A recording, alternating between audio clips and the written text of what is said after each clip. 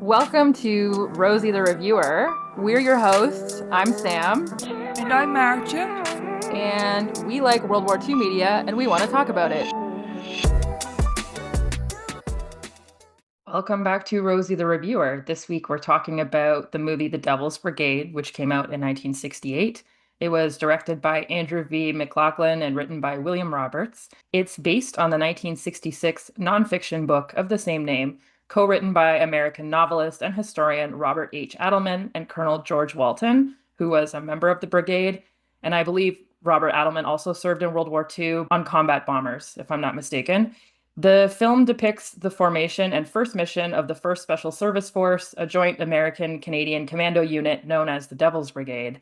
It focuses on their first operation in the Italian campaign, aimed at capturing the seemingly impregnable German stronghold, Monte la Difensa. You can find this movie on Amazon Prime. What did you think of this movie? I really enjoyed this one. I found a love for these old movies that I didn't have at the beginning of this podcast when we started, and now I just love all of them. There's something about these movies that is really entertaining to me. But is it just me, or is everybody in this movie really old? Literally, though, I'm like, is it just that people in the 60s looked haggard? I just like these are meant to be youngish men, roughly 30 maybe, but they all look much older than that. Weathered, we'll say. I think William Holden, who was the star of this movie, was a little older, but all of them look pretty old. But yeah, I enjoyed it. About half the movie is spent on their training, and the other half is combat-ish, or at least mission. It's over 2 hours long. So at first it was like, when are they gonna get to the good stuff? But turns out the training is actually also quite fun. So yeah, it was a fun one for me. What about you? Yeah, I found it pretty entertaining as well. Sort of, I think it was trying to capitalize on the popularity of The Dirty Dozen, which came out the year before, I believe. I mean, I have yet to see The Dirty Dozen. I know it's terrible, but it's been recommended to us, so we'll cover it at some point. But yeah, I thought it was sort of a fun adventure movie. One of those where the soundtrack is very, they love a snare drum, they love a horn. Oh, here's like a group of ne'er-do-wells, and they're gonna make good on this mission. And yeah, I mean, I didn't think the acting was anything to write home about. There's parts of the script that were really like, oh, that dialogue is so cringe. But I mean, overall, I had a good time watching it, no complaints. It's also very heroic. You can tell that they really wanted this to be glory, glory, hallelujah a bit. Yeah, absolutely. Let's get into the plot. You always have to say that. That's your line. That's my line.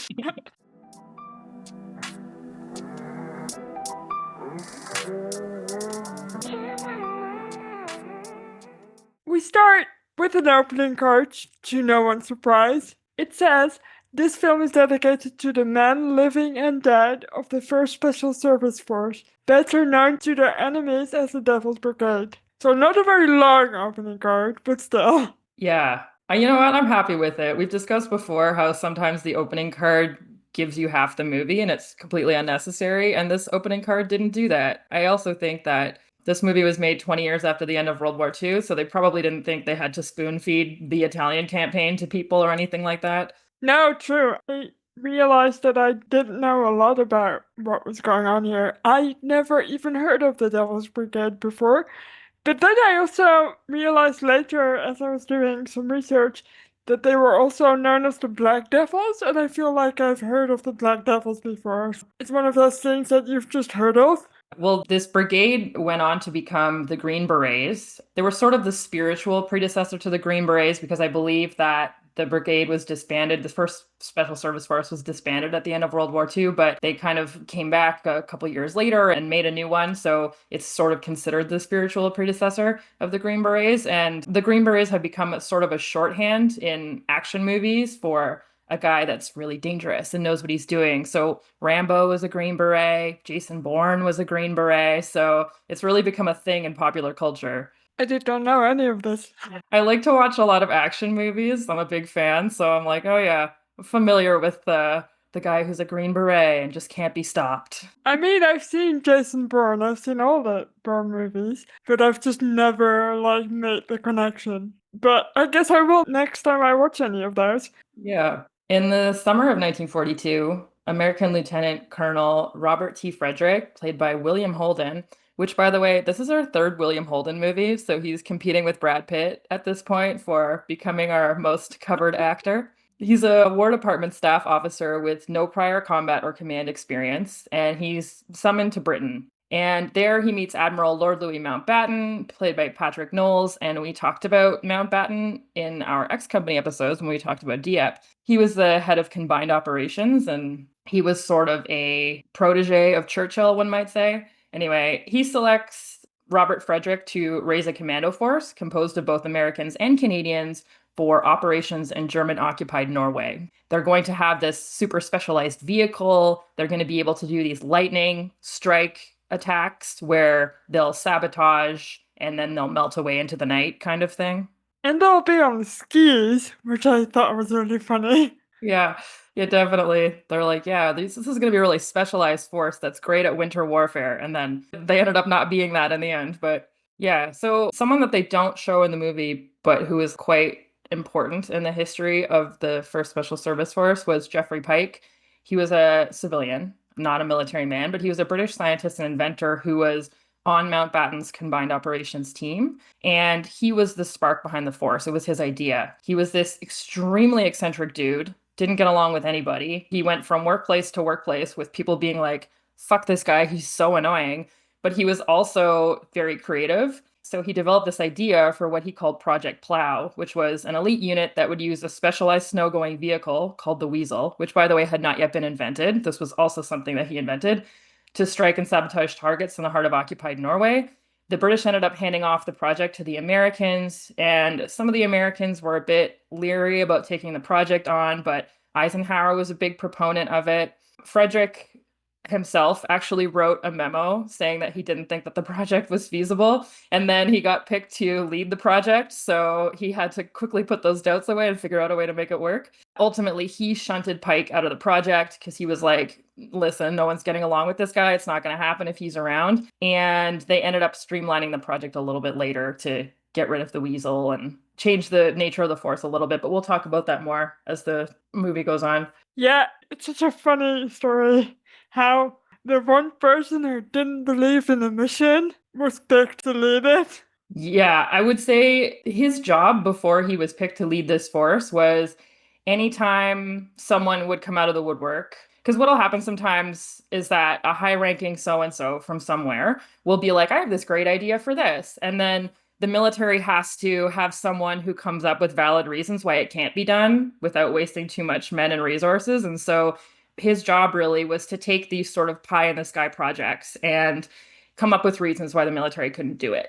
And so when this crossed his desk, he was like, oh, well, it's easy. We can't do it because we don't have this machine. We can't do it because of XYZ. So he wrote this memo and then he thought no more about it. And then when this project came up and he was selected to lead it, he was like, oh, well, I did write this memo saying it was a bad idea, but it was kind of his job to do that. And there were quite a lot of people in the American administration who I think mainly undertook this project because it came from Churchill and Mountbatten. And they were like, well, I guess we better pay lip service to this idea because the British love it so much, you know? It's another one of those pet projects for Churchill, I guess, that he just really liked. And Yeah, you don't say no to Churchill, I think. So, exactly. The real Robert Frederick ended up being the perfect choice because once they decided that this was going to be a go, there really was no template for it. And he would reach out to people, other people in the military, and be like, hey, so I need to hire some people for this, and I need to get some resources for that. We need a base that we're going to use. We need XYZ. And people were like they didn't really want to stick their neck out because they thought this was kind of some harebrained scheme and they didn't really have, processes in place or anything. So he had to kind of figure out a lot of stuff by himself. So he was constantly on the move behind the scenes. And then when they did end up going overseas to Europe, he was the kind of leader where he was always in amongst the men that were constantly talking about how he would lead patrols, or he would even go on one-man patrols sometimes. He would lend a hand carrying stretchers. He was constantly there when you needed him. Because of that, he really won their undying loyalty. And he also won the Distinguished Service Cross twice and 8 Purple Hearts. So if you're keeping track, he was wounded at least 8 times. And he ended up being promoted out of the unit on June 23rd, 1944. which was, kind of after their Italian campaign shenanigans. And a lot of the men really felt like the spirit of the unit changed after he left. He was the beating heart of it in some ways. And then he went on to hold several other commands in the army and retired in 1952. So definitely a guy with a quite a career. I'm glad he survived. I mean, there's a scene later on in the movie where we see him go on a little solo expedition with a pilot in Italy, where he's taking all sorts of risks that the brass doesn't really like him taking. So they got that right. Yeah, the brigade was big on they believed that leaders should lead. So their officers were right down there in the muck with the enlisted men. The movie really reiterates that quite well, I think. Frederick takes on the mission, and in the US, when he gets back, he is sent to a place called Fort William Henry Harrison in Montana, and it's this abandoned base. It's a bit neglected and disheveled. And once he gets there, he meets Major Cliff Bricker, played by Vince Edwards, and Captain Cardwell, played by Tom Stone. Yeah, so Bricker is based on a real person who is quite an eccentric character in real life, Colonel John Schinberger. And his training methods are credited with honing the force into the top-notch fighting unit it became. So he was the one who organized the camp and organized all of their training and everything. So he was quite crucial in the beginning. Unfortunately, he found himself on the wrong side of personality clashes with some of his superiors, and he had a bit of an acrimonious exit from the unit before it went overseas. So I think that's perhaps why they have changed his name in the movie, but I'm not 100% sure. But there's a quote from the book that I read. This is The Devil's Brigade by Robert H. Adelman and Colonel George Walton, where they say, Schinberger, a man of great drive, left almost every army associate with the impression that if his energy had been directed by less erratic judgment, he would have reached a ranking position in the military hierarchy.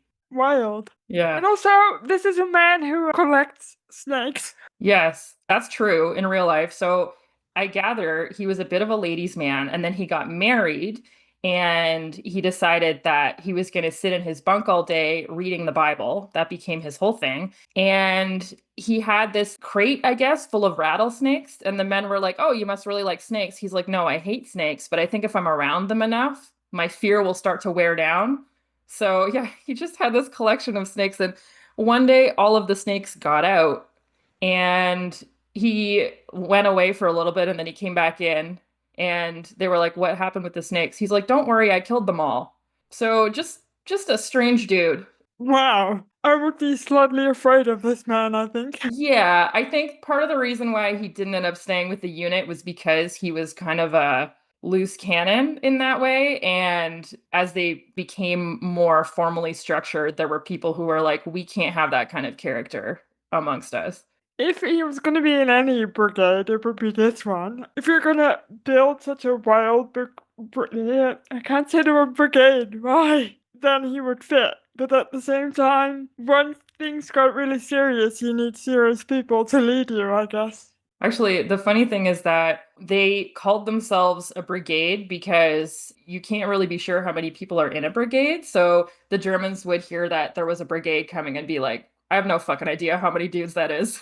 So it's a little trick to make yourself look bigger than they. How many soldiers were in the brigade? Do we know? More or less?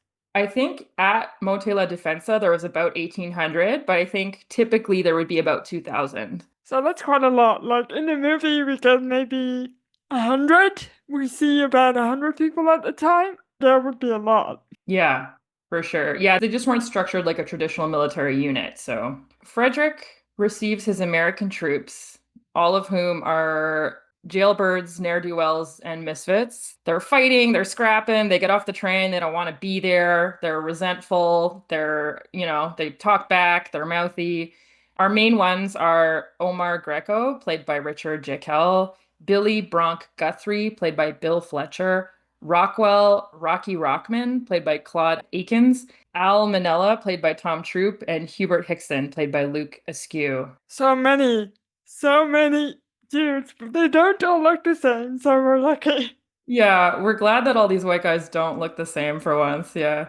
This idea of the force as being recruited from jails and all the worst guys you can imagine is not 100% true. I think it's part of the legend a little bit. So the book says the recruiting notices that were sent to be tacked on Army post bulletin boards stated that preference would be given to men who had previously been lumberjacks, forest rangers, hunters, north woodsmen, game wardens, prospectors, and explorers. As a practical matter, many post commanders seized this opportunity to empty their stockades and rid themselves of hard case troublemakers in all categories. Prisoners frequently were given the option of continuing their sentences or, quote unquote, volunteering for Frederick's force. Many of the forcemen, of course, were not felons. They were also ex college men, teachers, farmers, and the former bodyguards of movie stars and political bosses.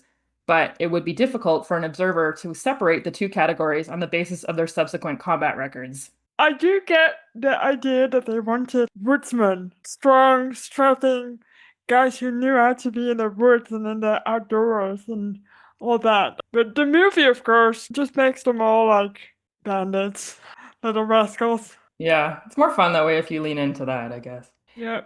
And I mean, part of the reason why they wanted the Canadians involved in the first place was because they were like, we need people who have experience in the snow, who have operated in cold weather conditions before. We stay with the Americans for quite a bit. We get to know them a little bit, but the movie does a thing where not a lot happens. There's a lot of a little bit clunky dialogue between them, but it's fun. You get to know them a little bit. But eventually, the Canadians come in with very cool bagpipe playing, if you're into that. And you can immediately tell that these guys are the opposite of the Americans. They're very organized and they're elite and handpicked. And among them, these aren't all of them, but some of our main characters from the Canadian sides are Major Alan Crown, also my favorite in this movie, I think. Played by Craig Robertson, he's possibly based on Lieutenant Colonel John McQueen, who was the Canadian executive officer and second in command of the brigade until he broke his leg parachute jumping and was replaced prior to the end of training. We also get Corporal Peacock, which is a big strapping man, played by Jack Watson. With a big old mustache. And we also got a Frenchman called Harry Laurent, played by Jean-Paul Villon, and he becomes the medic of the brigade. Yeah, I was quite entertained when the Canadians came in. In real life, the Canadians would have come from groups across the country, but it seems like they're kind of being represented here as, some kind of Highlander unit. So they've all got their kilts on and they're playing Scotland the Brave as they come marching in, which was, a hilarious song to choose. And then throughout the rest of the movie, it becomes like a little motif. So anytime you hear the score playing while they're doing actiony stuff, you'll hear a little lick from Scotland the Brave, a little da na na na na na na, and it just is woven in over and over again. It's very funny. And I also think it's very funny that the actor playing Major Alan Crown is doing this soft Scottish accent. And I looked online so I could find out if John McQueen was legitimately fresh off the boat Scottish, and I couldn't find anything. So it could be that the real guy was Scottish and that's why he's doing this, but it just made me laugh throughout the whole movie watching this guy being like, what does the Canadian accent sound like? I don't know, kind of Scottish. Yeah, and the thing you just said about the music, about the themes, the other half of that theme is American, and I forget what the theme is from, but they kind of intertwine and they start intertwining more as the unit becomes more solid. So it's quite a nice way of showing the Canadians versus Americans and then kind of them working together later on. So it's quite a funny musical joke that's in there. Yeah. We also get introduced to Theodore Ransom, played by Andrew Prine. He's a washed out flyer from the US AAF who walked over to the fort because he wanted to join the 1st Special Service Force just so badly. Also because he got into a fight with his superior officer, I think, and decked him after sleeping with his girlfriend. Yeah, pretty representative of the kind of guy we're supposed to expect to be in this unit.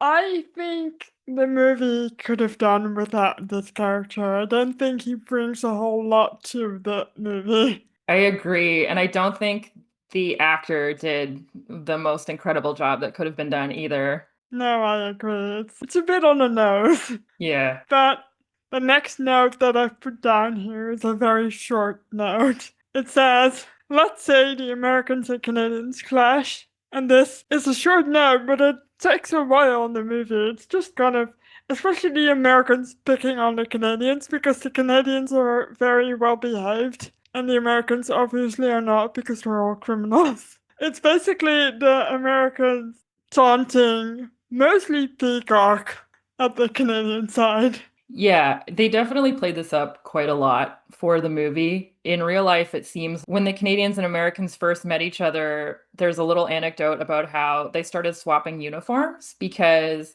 the Canadians liked the American uniform because it was sort of like their officers' uniforms, and the Americans liked the Canadian uniform because they had these pretty brass buttons on them. They were a bit more dashing or whatever. And yeah, they had I guess a few minor difficulties because the Canadian Army was trained quite a lot like the British Army, like you see in the movie, like quite strict and regimented, and the American Army was a bit more, you could have more informality between officers and enlisted men and that kind of stuff. Is, a little bit more relaxed in that way. But yeah, once they sort of got to know each other and started training, a lot of them said you didn't necessarily know who was American or who was Canadian. It wasn't necessarily like a big deal. I was watching them clash on my computer, so I was watching. I was like, how old are you? Are you 12? Because they're all like just being stupid boys to each other. You could tell that this wouldn't have been the case in real life. It was just really childish kind of behavior. Yeah, I guess they wanted to, because the training sequence part of the movie is so long, as you noted before, I guess they had to have some kind of conflict to spice it up. Yeah, when they finally get to do some actual training, their gear has not yet arrived, so they can't take their actual packs that they would have in combat. So instead, they have to haul 30 pounds of rocks up a hill instead of their gear. So this whole scene, I figure, must have happened in real life as well, because I watched part of another movie about this brigade, but the movie was really bad, so I turned it off. But this also happened in that movie, so it must have been a real thing. Yeah, I mean, I didn't read anything specifically like that in the book, but it wouldn't surprise me. They definitely had some growing pains initially with getting their supplies and that kind of stuff. Yeah. So tell me about the next guy. This is a really cool guy. Yeah, so we get introduced to Sergeant Patrick O'Neill, played by Jeremy Slate. He comes in to whip everybody into shape with some hand-to-hand combat, and his intro in the movie is kind of fun. Our intro to him in the movie is that he comes in and tries to goad one of the Americans into a fight, and when the American takes the bait, Patrick O'Neill fucks him up, hand-to-hand style, and he is based on a real guy. I don't know that this altercation that happened in the movie actually happened, but the real guy was quite an interesting character. There's a quote from the book. Before 1941, Pat had been a detective, a member of a riot squad, and an officer of the far famed Shanghai International Police. His reputation for a brand of fighting in which he mixed jiu-jitsu, karate, and several other methods of bare-handedly crippling an antagonist had brought him to the attention of Colonel William Wild Bill Donovan, who made him a member of the super spy organization he was then forming, the OSS. And O'Neill was sort of loaned out to the force from the OSS. And then when Bill Donovan tried to get him back, he found out that Frederick had gotten O'Neill a commission so that he could keep him because O'Neill was an Irishman, right? He was not in the American or Canadian military. And so Donovan thought it'd be easy to get him back. And then it turned out Frederick was like, no, actually, I made him an officer, so I get to keep him now. Although I don't believe the real guy actually went into combat with them. I really quite like how the movie introduces different types of characters to us because it's a tough thing to do because they come in at different times. So how do you keep us interested? And I don't quite know how they do it, but it works. Yeah, yeah, for sure. And this is also the part where we see the guys training in their special skills. So they're learning how to ski. And of course, all the Canadians are better at it than the Americans. So it's the whole thing. So after a lot of fighting and antagonizing each other, the Americans and the Canadians finally find themselves on the same side of a brawl in a bar or a club somewhere. And this is one of two places we see some women in this movie. And there's three of them all at once, and they're played respectively by Gretchen Weil, Maggie Threat, and Rita Rogers. And basically, they get into a fight over these ladies, but then they're all fighting on the same side. So when they get back to base from the military police, they kind of hand them back off to Frederick. Frederick lets them off easy because he's happy that they're not fighting anymore. Yeah, I think this is loosely based on real life. The men of the force would go out into the town, which was a small enough town, and so it was quite noticeable that they had all these young men that they hadn't had there before. And a lot of the locals were miners and sort of rough and tumble types. So I believe there was a few altercations here and there between the men of the force and some of the locals. Yeah, this scene, I liked it. I also thought I would have liked for the women to have another scene that wasn't just them being ogled by men. Yeah, yeah. What I But guess I guess one of them gets to sing because I think the American Flyboy plays piano and they have a little song together. that's true, actually. You're right. Yeah, so just as they finish training, they all look all nice and fancy in their uniforms, and they are definitely much more of a clean-cut, orderly unit than they were initially. They're ready to go on their first mission to Norway, but then Frederick gets word that the Norway mission has been scrubbed. And the unit's going to disband because there's not really a reason for them. And he's pretty miffed about this, so he decides he's going to go to Washington and try to figure out what's going on. At this point in the show, I was kind of confused about when we were in time. Like, they kind of tell you at the very beginning, and then after that, you've got no clue where we are. It's another one of those movies that doesn't really care if you know the timeline, and I guess it doesn't really matter anyway. We follow Frederick to Washington, and when he's there, he manages to persuade Lieutenant General Mark Clark. What a name. And he was the commander of the US Fifth Army, played by Michael Rennie. And he makes him give his men a chance to prove themselves on a new mission in Italy. And he agrees, Mark Clark. Yeah, so in real life, the project was dropped because the Norwegian government backed out. They had some serious concerns about what would happen in a post-war Norway if all of their infrastructure was sabotaged, which, I mean, understandable, I suppose. And the British, who were supposed to supply the bomber planes that were going to be needed, couldn't justify the diversion of resources. And so it kind of seemed like the project was going to dwindle because they just weren't getting the support they needed from these important corners. And then General George C. Marshall kind of popped in to save the day. At the time, the Canadians were thinking they were going to pull out of the project because it didn't seem like it was going to go ahead. So he personally asked them not to do that. And this kind of lit the spark in Frederick again to say, okay, well, if there's still some support for this, maybe I'll try and make it work. So this is where he kind of started to transform it into a multi-purpose fighting unit instead of just being these guys that were going to be really specialized in the snow. He's like, let's try and make this into a unit that can be dropped anywhere and be successful anywhere.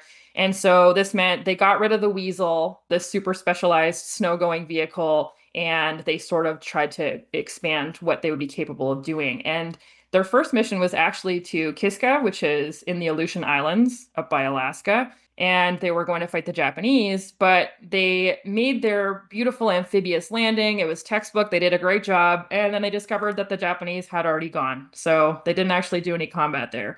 And that was August 15th, 1943, for those of us trying desperately to follow the timeline. Oh my god, imagine just doing an amphibious landing. Something that must be pretty damn scary to do, and then landing and finding out there's no one there. Right? Yeah. And it's funny because they were trained to do amphibious landings, and I believe they only did two of them. I think they also did one in the south of France. So this is part of a long-standing thing where when historians talk about this unit, where they had all these specialized skills and they really weren't perhaps used to the optimal degree to what they were good at. They ended up being sort of thrown into the meat grinder a lot of the time, but we'll talk about that more as we go on here. In Washington, we do get another female character who plays, I don't know whose secretary, but a secretary. And I tried to find her on IMDb, but I couldn't succeed. But there is another lady in there that's got some actual good dialogue too. So I just wanted to do a little shout out for her.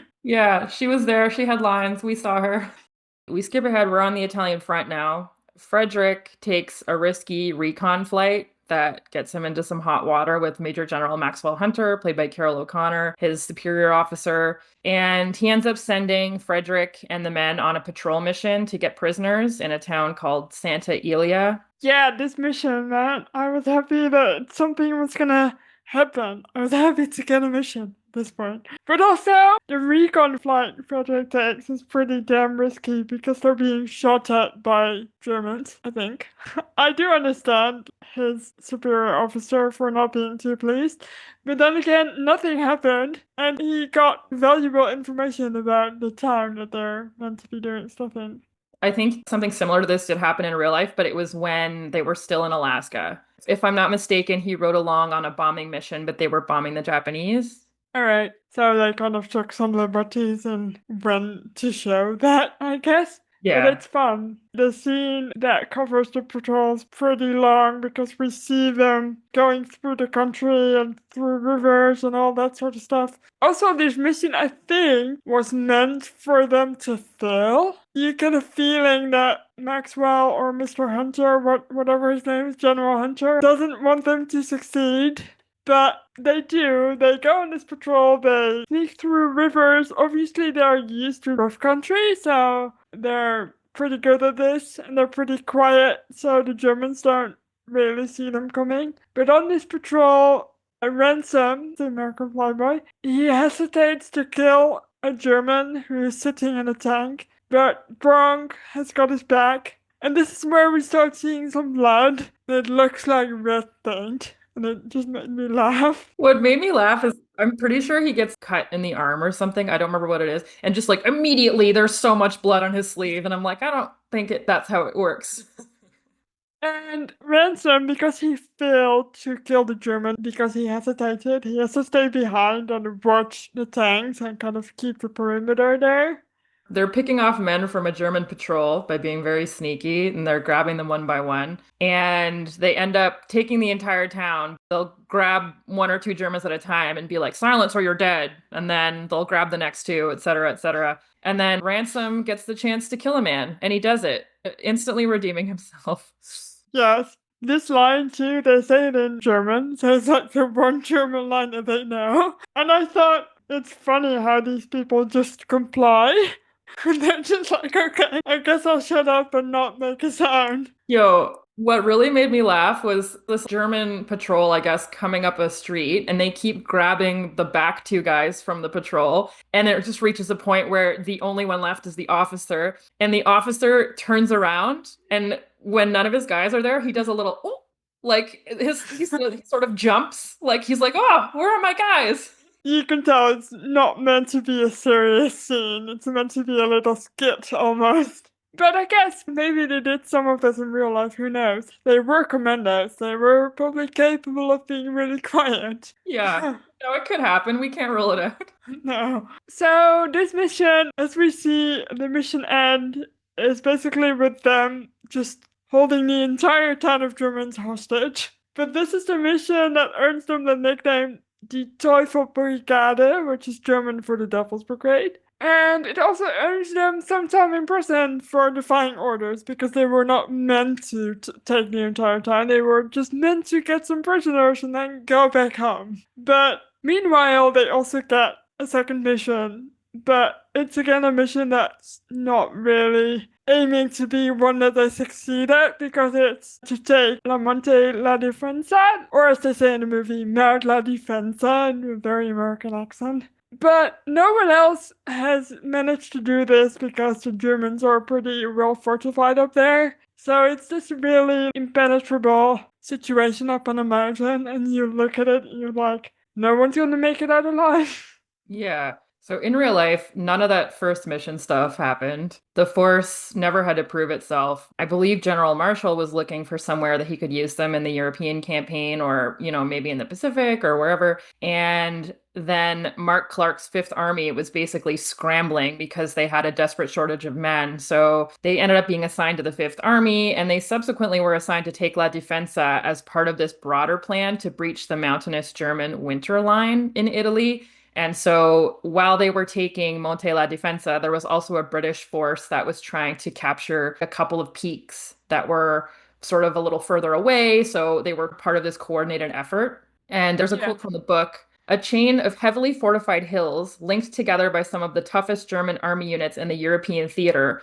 constituted Field Marshal Kesselring's winter line. It was the Germans' main stand in front of Rome and had stalled the advance of the Fifth Army through Italy. The key to cracking this line was represented by two formidable mountain masses named Monte la Difensa and Monte la Remetania.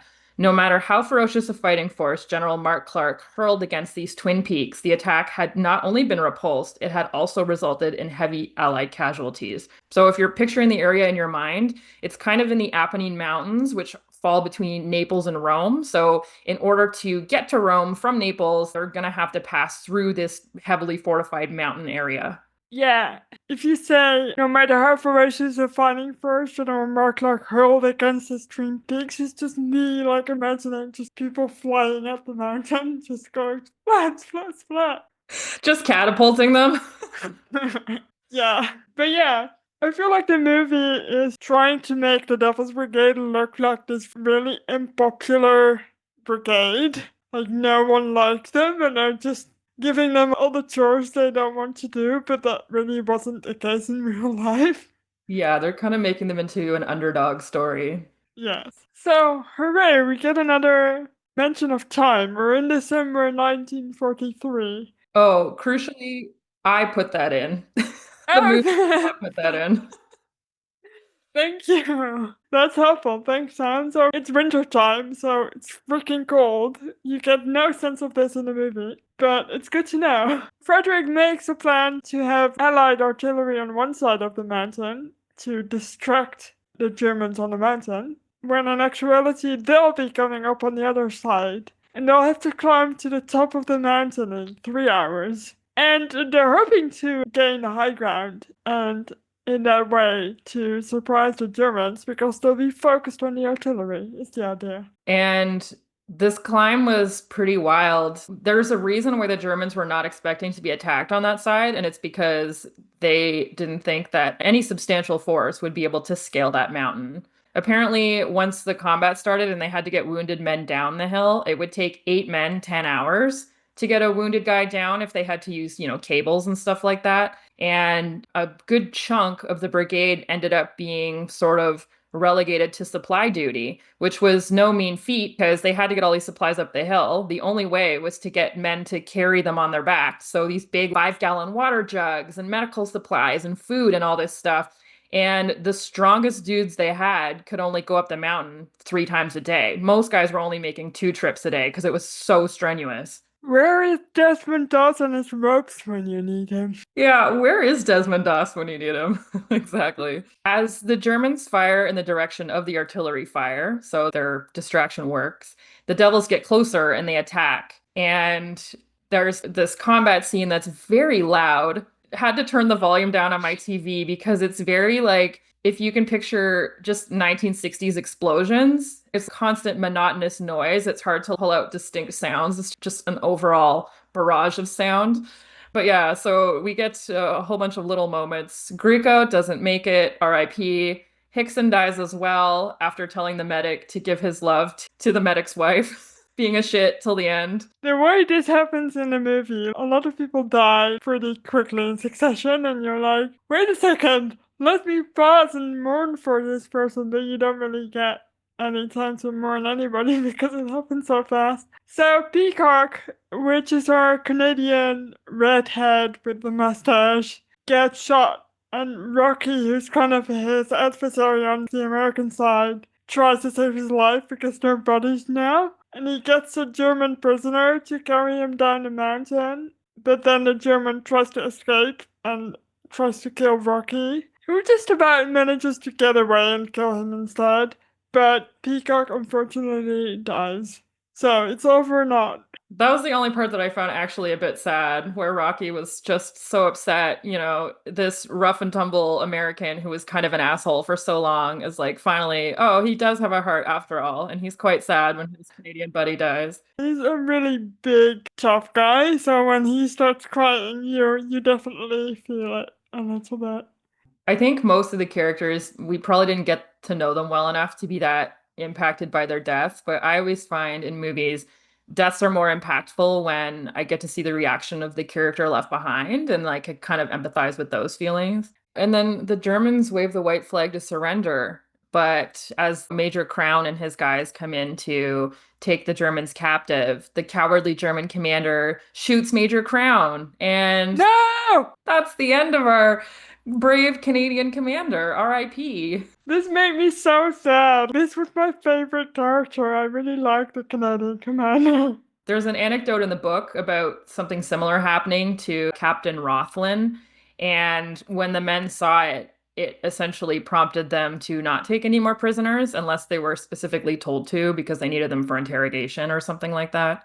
Yeah, I guess once you break that peace oath thing where you wave the white flag and then kill someone, that's not gonna go over very well with soldiers that are already riled up. Like, good luck staying alive. Yeah, for sure. And it's understandable that when they first started attacking, you see someone waving the white flag and it's your first time in combat, you're not actually going to want to shoot that person. And then I guess they learned their lesson pretty quick on that front. Frederick reports back, but he's on the satellite phone.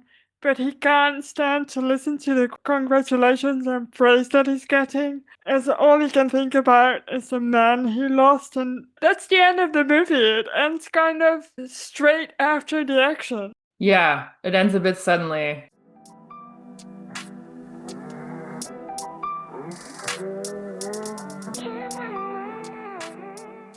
In real life, the brigade had something like 30% casualties at Monte la Difensa, which is a pretty high number. So, yeah, it's kind of indicative of their whole wartime experience. These super specialized guys, and they were just being what is it he says in SAS Rogue Heroes? Flung at the enemy like gravel, kind of a waste.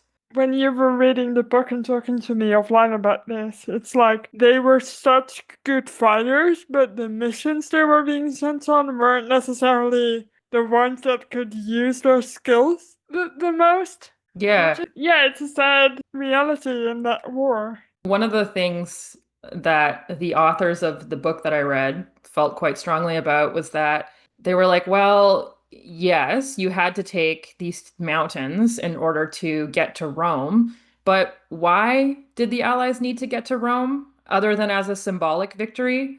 Because it seemed pretty clear at the time that really the only way that they were going to be able to destroy the heart of the German war machine was through some kind of cross-channel invasion in northwestern Europe. Really, the only thing that the Italian campaign was kind of accomplishing at this point was attrition, wearing down the German army and taking away divisions who could potentially be on the Eastern Front and, that kind of stuff.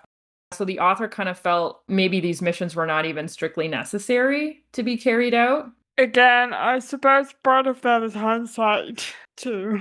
But then again, maybe they did know at the time that they weren't gonna be focusing their efforts in Italy anyway. The brigade itself, they went on to take the next peak, La Rematanea, and they continued conquering their way through the mountains, taking peak after peak. And then when the Allies landed at Anzio, which you may have heard of before, they did an amphibious landing sort of south of Rome. They held a quarter of the beachhead, which was 13 kilometers. There were just 1,300 guys at this point out of 40,000 total men who were holding this beachhead. And not only did they hold their 13 kilometers, they sort of set up shop there. So there was a little town that was empty of civilians, and they kind of took it over, and they had a bar, and they would steal cows and sheep and chickens and stuff from local civilians, and they were kind of farming. They would do this by day, and at night they would go out and annoy the shit out of the Germans and do these nighttime raids. So there's this quote from the National Post, which is a newspaper here in Canada, that says, heavily outnumbered, they launched offensive but silent night raids using primarily their daggers against the enemy and leaving their red spearhead shoulder insignia as a calling card carrying the ominous message in German, the worst is yet to come. Wow, they could do with a show like SAS. Right? And then as they went on, they, in real life still, this here, because the movie's ended, so we don't see any of this, but they were one of the first Allied units into Rome. They then made an amphibious landing in the south of France. This was called Operation Dragoon. They captured 5 forts on 2 islands. They moved through the French Riviera. They killed or captured a whole German battalion, which is like 1,000 men. and they were liberating all these little towns along the French-Italian border. And then they ended up being disbanded in December of 1944 because at that point the war was starting to wind down, and really it was about harrying the last of the Germans, which, you can do with a regular army. You don't need special operations skills for that. And yeah, apparently a lot of the men were, this was a bit of an emotional moment for them. They had found sort of a home in this force and this unified personality and identity, and they lost that when the force disbanded. And yeah, there's another quote from the National Post that says, rarely exceeding 2,000 in number, the 1st Special Service Force is credited with the capture of 12,000 prisoners and 15,000 enemy killed, the equivalent of 2 German line divisions. But these achievements came at a tremendous price, a 600% attrition rate, with more than 500 killed and 2,400 wounded, many several times. What is an attrition rate? Attrition is like when you wear away at something. That's the rate at which they were taking casualties and having to replace them. Right, that's a lot then. Wow. I think this was a really fun introduction to the Devil's Brigade for me. I really enjoyed it. Well, we should rate this movie. Let's rate it fake red berets out of 10 because the red berets they wear in the movie are not hats that they ever actually wore. And the funny thing is that on the cover of my book, they are also wearing red berets because I guess this edition was meant to tie in with the movie, but they never actually wore these. That's stupid. Why? I feel like Ben Simmons would be upset about this. He would. Ben Simmons would not have allowed this to happen. Military advisor Ben Simmons of SAS Rogue Heroes, who is a friend of the pod. Alright, let's rate it. I will rate this movie 8 fake red berets out of 10 because I really just enjoyed it. Even though not even a whole lot happens in the movie, like we only get maybe 1.5 mission, but it's just a really fun classic movie, and I just like classic movies now. I can't help it. It's my jam. How about you? Yeah, I don't think it broke any new ground. I think if you've seen The Dirty Dozen and similar movies like that, you'll be like, oh yeah, this is something you throw on and watch and it's kind of fun, but it's not out here winning awards and stuff like that, but it's a fun adventure movie. They managed to actually make these characters separately identifiable to us, which we always appreciate in a war film. I don't think the acting or the script or anything to write home about, but it was kind of fun to watch the Canadians and Americans clash a little and for them to play up these differences between the two groups and then get to see them work together. It's always fun. So I think I'll give it 7 fake red berets out of 10. A fun movie, perhaps nothing to super write home about, but I had a good time watching it. William Holden was good in this. Yeah, and I gathered this was a time in his career where he hadn't had any really meaty starring roles in a while, so this was like a little bit of a comeback for him almost.